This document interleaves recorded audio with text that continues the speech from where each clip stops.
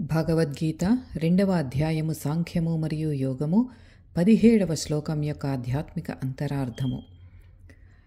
పరమాత్మ ఇంకా ఇలా బోధిస్తున్నారు. ఆ పరమాత్మ సర్వవ్యాపి, అవినాశి.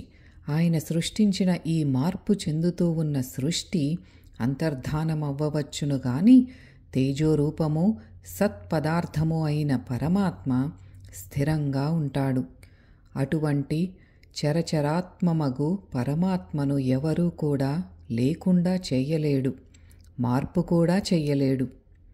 ఎప్పుడైతే మానవుడు ధ్యాన సాధన ద్వారా తాను మార్పు చెందని ఆత్మగా గుర్తించబడాలి అని అనుకుంటాడో అప్పుడే ఈ మార్పు చెందే భౌతిక పదార్థం వల్ల వచ్చే దుఃఖం నుండి బయటపడతాడు.